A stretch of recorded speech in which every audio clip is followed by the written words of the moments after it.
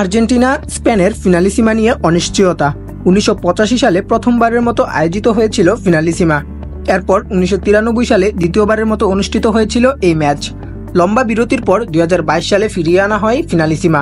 Europe ও দক্ষিণ আমেরিকার দুই মহাদেশীয় চ্যাম্পিয়ন নিয়ে আয়োজিত শিরোপা নির্ধারণী ম্যাচটি পড়বার কথা 2025 সাল অর্থাৎ আগামী বছর। কিন্তু সেই ম্যাচ আদৌ মাঠে গড়াবে কিনা তা নিয়ে দেখা দিয়েছে অনিশ্চয়তা।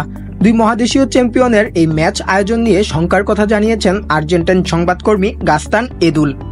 এদুলের দাবি, এখন পর্যন্ত ফিনালিসিমা কবে আয়োজিত হবে তা নিয়ে কোনো সিদ্ধান্ত হয়নি, কারণ ক্রীড়াসূচিত এখনো উপযুক্ত কোনো তারিখ খুঁজে পাওয়া যায়নি।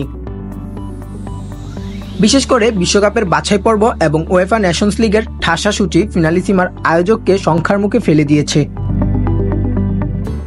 2022 সালে উয়েফা এবং কনমেবলের পারস্পরিক সম্পর্ক ও সম্মতির ভিত্তিতে নতুন করে চালু করা হয় ফিনালিসিমার রোমাঞ্চকর এই ম্যাচটি। দুই মহাদেশীয় চ্যাম্পিয়নের মধ্যকার খেলা হওয়ার এই ম্যাচ নিয়ে আকর্ষণও ছিল বেশ। 2 বছর আগের সেই ম্যাচে মুখোমুখি হয়েছিল ইউরো চ্যাম্পিয়ন ইতালি ও দক্ষিণ আমেরিকার চ্যাম্পিয়ন আর্জেন্টিনা।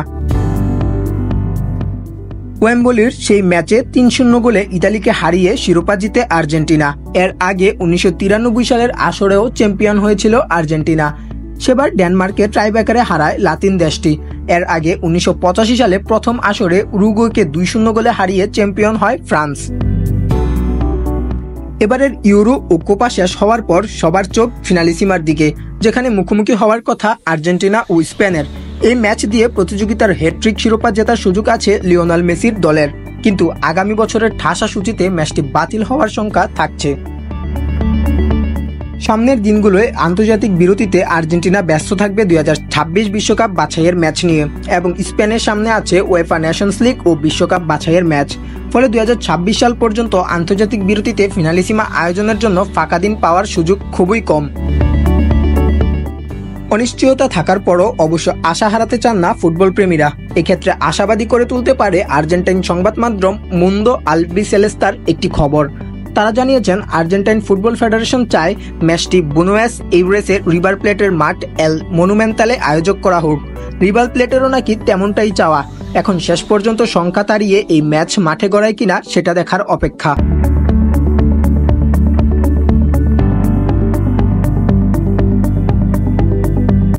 খেলাধুলার সকল আপডেট সবার আগে পেতে সাবস্ক্রাইব করুন জে স্পোর্টস বাংলা।